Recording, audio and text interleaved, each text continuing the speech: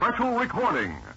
General Mills, makers of Cheerios, the oat cereal ready to eat, and Wheaties, breakfast of champions, presents The Lone Ranger.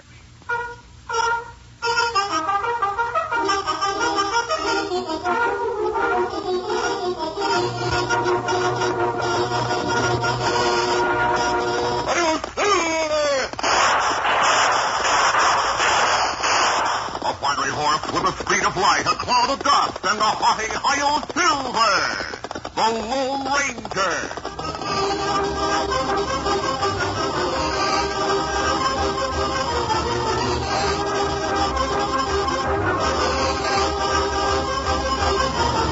With his faithful Indian companion Tonto, the daring and resourceful masked wife of the plains led the fight for law and order in the early western United States. Nowhere in the pages of history can one find a greater champion of justice. Return with us now to those thrilling days of yesteryear. From out of the past come the thundering hoofbeats of the great horse Silver. The Lone Ranger rides again. Come on, Silver. Let's go, big fellow. Hail, Silver! Away!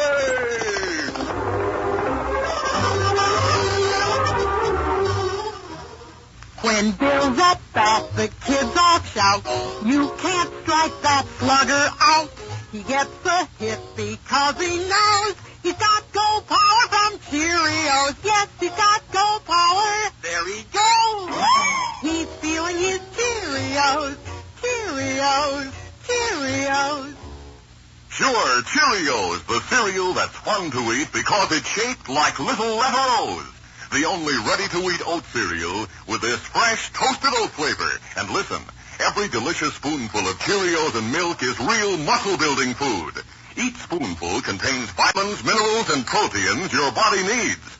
Yes, the good things in a Cheerios breakfast do good things for your body. Help you have healthy nerves, good red blood, strong bones and muscles. Yes, Cheerios is made to give you real go power. So every morning, get going and keep going with Cheerios. Then you'll hear people say, "He's feeling his Cheerios."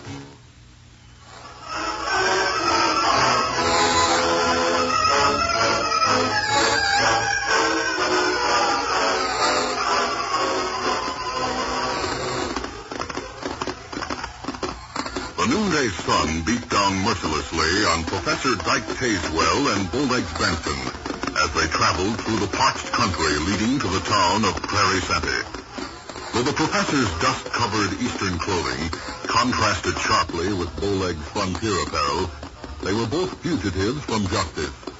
Forgery, swindling, and murder were the charges against them.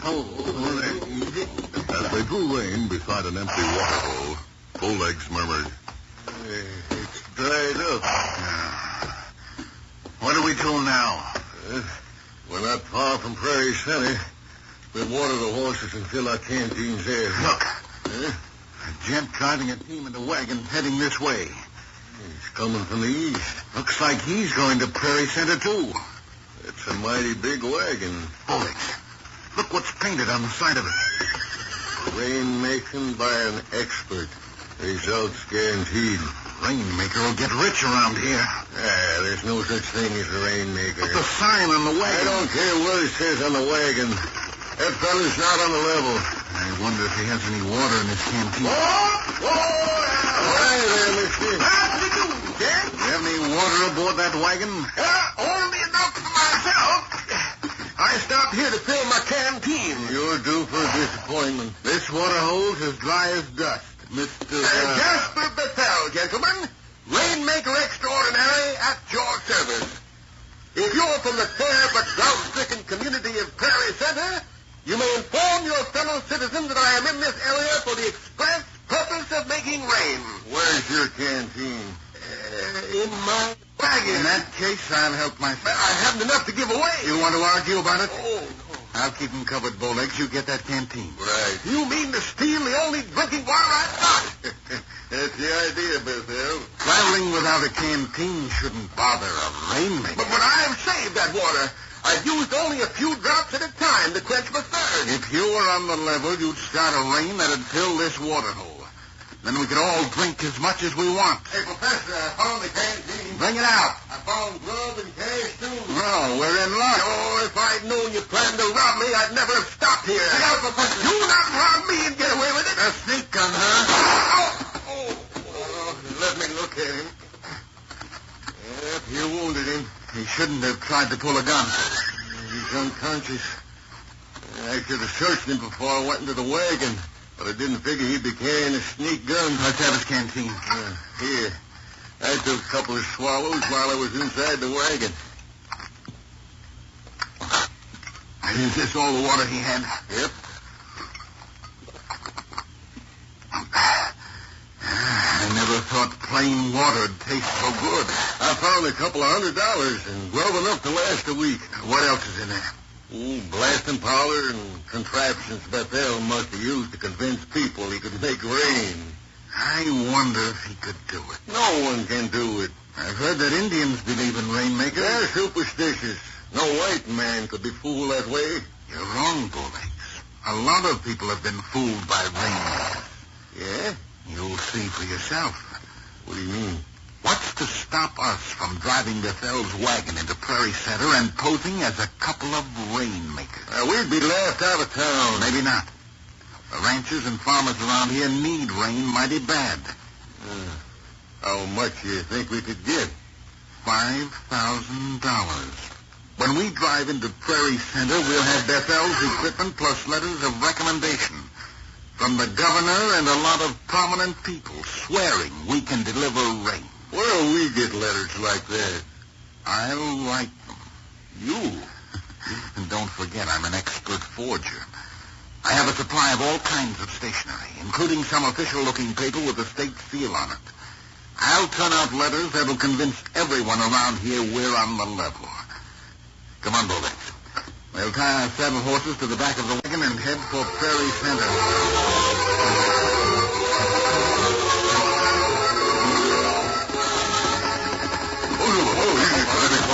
The Lone Ranger and Tonto had trailed the Professor and Bulllegs from Pecos.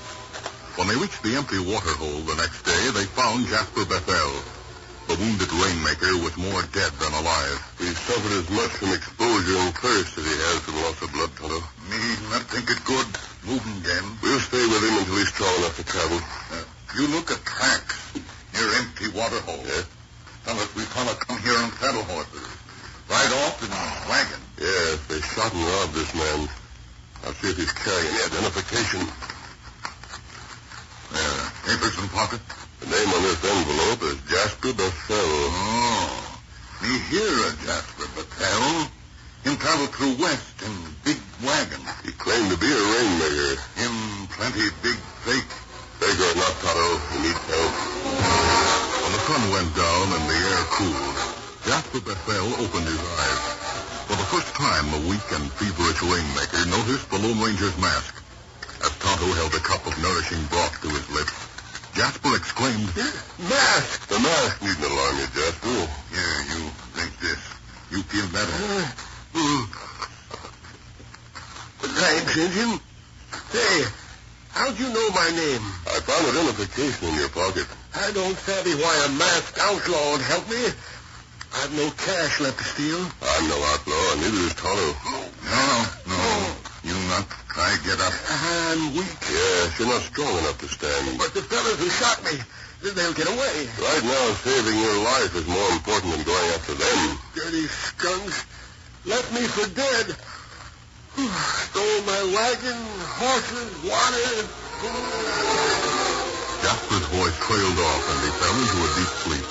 When he wakened the next morning, the Lone Ranger questioned him. As he ate sparingly of the nourishing food Tonto offered him, Jasper told all he knew about the Professor and Bulllegs.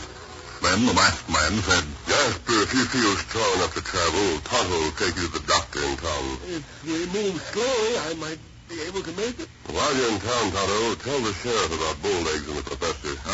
Me savvy. I'll follow the wagon tracks until we're near town. Meet you later at Juniper Rock on the far side of Prairie Center. Mister, I don't know who you are, but I'll never forget what you and Tonto have done for me. From now on, I'm turning over a new leaf. That's plenty good. We're glad to hear that. You saved my life. Gave me a second chance, and by thunder, I'll make the best of it.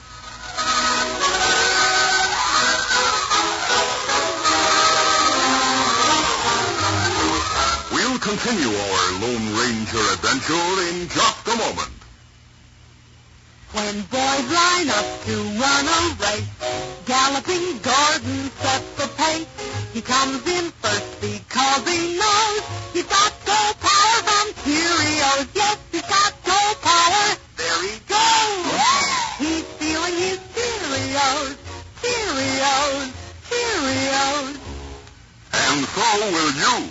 Once you're eating Cheerios every breakfast, you'll say that Cheerios taste simply wonderful, too. They're already cooked, shaped like little round O's, and just full of good toasted oat flavor. Pour out a big bowlful, add fresh milk, and pitch in. You can almost feel the go power. For a Cheerios breakfast is one of the finest ways you can get the vitamins, proteins, and minerals your body needs. A bowl of Cheerios and milk really starts your day right. Helps give you the good red blood, strong bones, and muscles. Go power, you'll get it from Cheerios. Try it, and folks will say, He's feeling his Cheerios.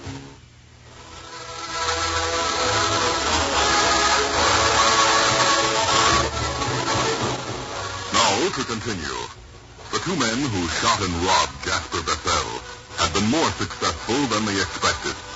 With forged credentials and impressive equipment, the professor convinced the ranchers and cattlemen that he and Bowlegs were men of science, capable of delivering rain.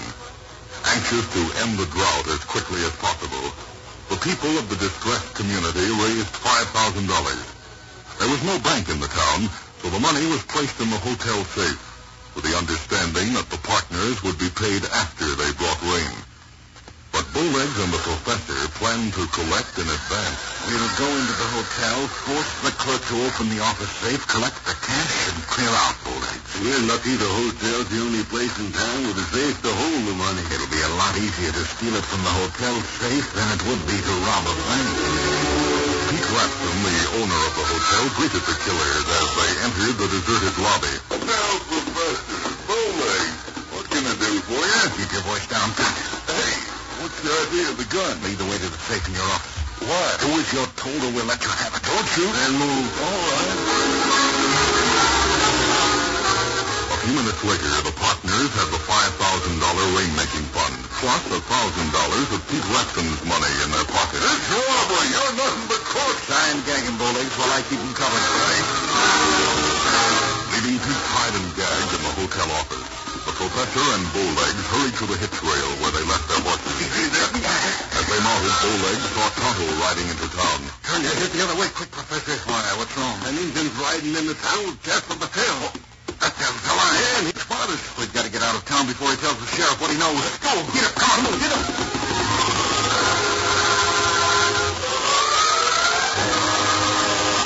Tonto left Jasper Bethel at the doctor's office, then went to see the sheriff.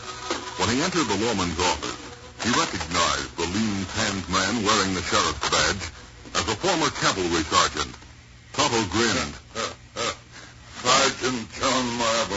Oh, it's plenty long time since we meet. I haven't seen you since your masked friend helped the Army beat off an Indian attack at Fort Apache.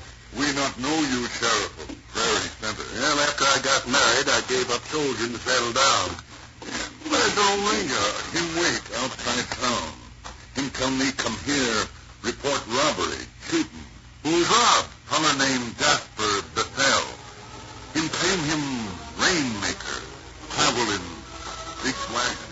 In a few words, Tonto told how he and the Lone Ranger found Jasper Bethel, while they were following killers named Bowlegs Benson and Dyke Tazewell. Sheriff Marble recognized the Indian's description of the outlaws. Those two came to town in a big wagon, posing as rainmakers. Them wanted for murder and pickets. The stunts talked the folks around here into raising $5,000 to be paid to them when they deliver rain. Oh, them not rainmakers. Them come here in stolen wagon, posed as rainmakers.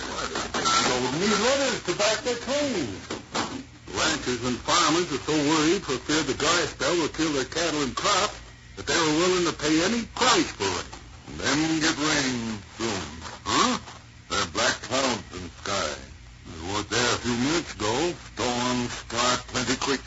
Great big Clouds mean end the drought. But you're right. I can see them through the window. Yeah, that's the prettiest sight I've seen in a long, long time. Sheriff, me think Lone Ranger likes the letters killers give you. Where is he? Now, he wait for me near Juniper Rock. We'll pass there on our way to the wagon those two parked outside of town. Now, come on, Tonto. We'll see if the Lone Ranger wants to help round up those crooks. The Lone Ranger greeted the ex-soldier warmly and listened attentively while he told how the killers tried to swindle the people of Prairie Center. The sheriff took the letters from his pocket and showed them to his masked friends. The letter from the governor is a clever forgery. Are you sure? Yes, Sheriff, I know his handwriting well. I'll bet the others are fakes, too. Are the professor and Bowleg still in town? Well, their wagon's parked in the outskirts of town, west of here. I hope we find them in it. Let's go, Sheriff. Right. Get out!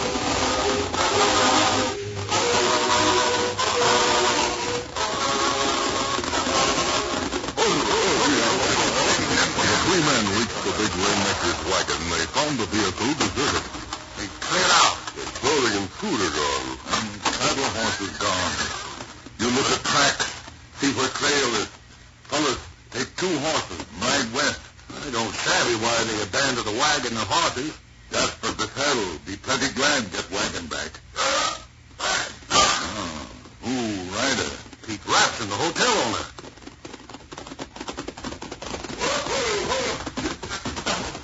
Pete, you've ridden hard. The doggone rider. A masked man. Never mind his mask. He's a friend of mine. What's on your mind? Robbery. You mean you were robbed? Me and everybody else in town. The professor and Bowlegs come to the hotel, held guns on me, and forced me to open the safe. They stole the $5,000 rain-making fund and $1,000 of mine. Well, how did you hear that? Then they tied and gagged and cleared out. I'd still be in the office, hog tied and gagged if my wife hadn't found me half an hour ago. Went to your office, but you was gone. Didn't know where to find you, so I come here to try to catch them crooks myself. We'll follow their tracks, Pete, and try to overtake them. Rain starts soon. Then we're not able to follow the track. Steady, Cap. I hope it holds off long enough for us to capture those polecats. Want me to ride with you, Sheriff? No thanks, Pete. I have all the help I'll need. You drive this wagon back to town. It belongs to a gent named Jasper Bethel. You mean this rain-making outfit didn't even belong to them? They stole it from Bethel. Oh, these doggone. Easy, steady, big fella. Easy, come easy. Ready to travel, Sheriff? Yes, sir. Let's go.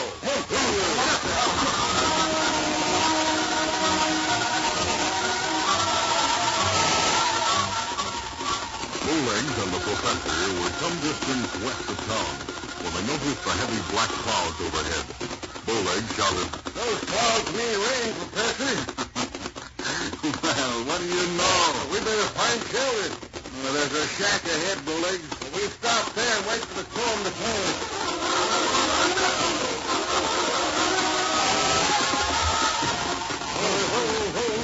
The fugitives through rain dismounted and led their horses to a shed at the rear of the shack. This place looks like it hasn't been used for years. All the better for us if it's deserted. You think we'll find a better place to stay? No. Country around here is nothing but open prairie.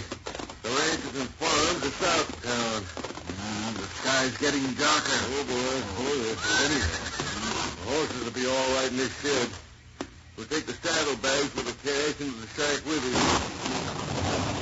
Now, there's the rain. I hate to be caught in the open right now. Well, caught in a storm like this, they have to give his horse his head. Why? Most horses can find shelter when it's... I didn't know that. There's a lot you don't know about the West, Professor. Man, are you afraid of thunder and lightning? That thunder shook the walls. Relax. Be thankful we got a roof over our heads.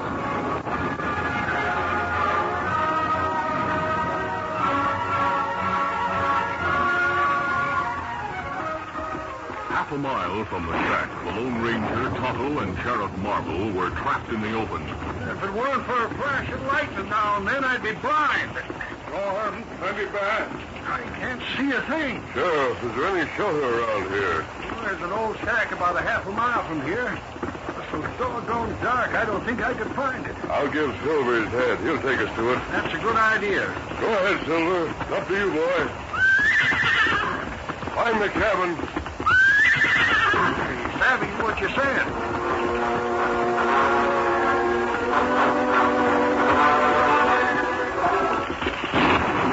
A short time later, a brilliant flash of lightning revealed the shack. There's shack ahead. By golly, Silver found it. Good work, big fella. Too bad we couldn't overtake Tazewell and Benson before the rain started. When the storm ends, Tonto and I'll keep after them. There's no tracks to follow. It'll be mighty hard to find them. Silver. Don't be steady there. There's a shed behind the shack. Yeah, we leave the horses there. Come on, fella.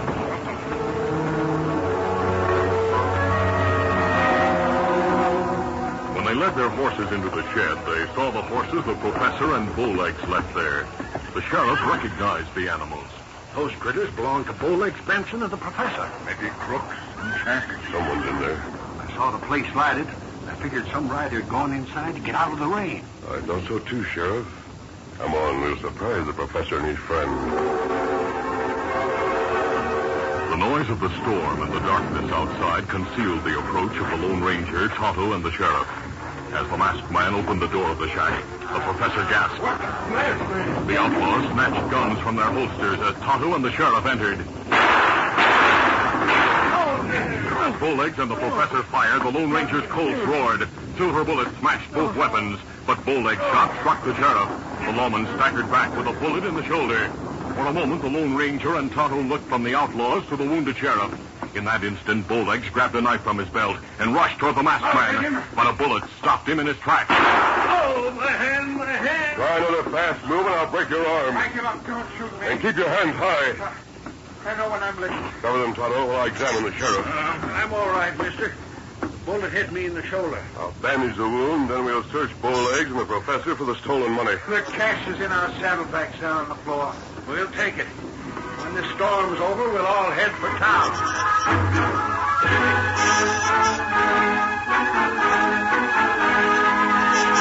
Late that night, the sheriff returned to the jail where the prisoners sat on bunks behind bars.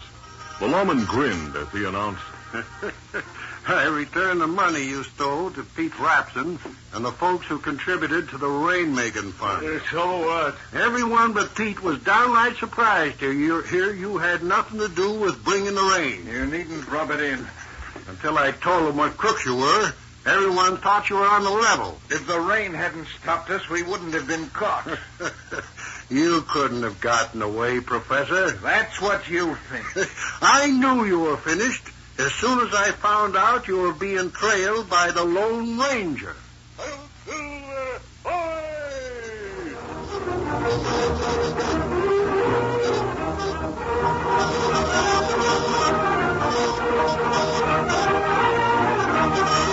We'll return in just a moment for a word about our next exciting Lone Ranger adventure, the reinforcements. 'Cause champions are made, not born. Yes, sir. Get on your way. Get on your way. Get on your way with Wheaties. It's good to know that champions are made, not born. Gives us all a chance. For instance, let's go back to 1943 and listen to the story of champion Mickey Mantle of the New York Yankees.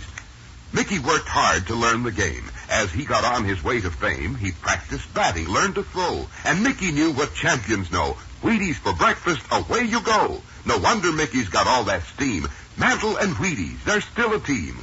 Why, Mickey Mantle grew up on Wheaties, been eating them since he was 12. So good for a guy. There's a whole kernel of wheat in every Wheaties plate. Come on, Mickey, belt that ball. He's on his way, on his way. He's on his way, on his way. Get on your way with Wheaties. 'Cause champions are made, not born. Yes, sir. Get on your way. Get on your way. Get on your way with Wheaties. Breakfast of champions.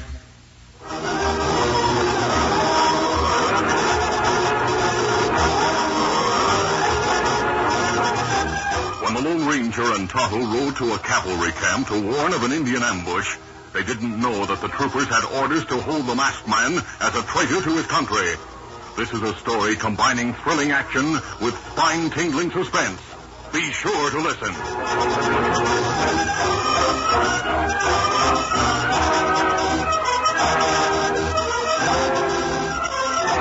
The Lone Ranger, a copyrighted feature of the Lone Ranger Incorporated, is created by George W. Trendle, produced by Trendle Campbell Muir Incorporated, directed by Charles D. Livingston, and edited by Fran Stryker.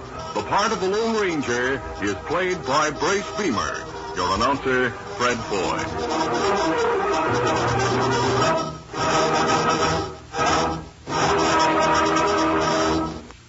The Lone Ranger is brought to you by General Mills every Monday, Wednesday, and Friday at this same time. Be sure to listen. This recorded program has come to you from Detroit. This is ABC Radio Network.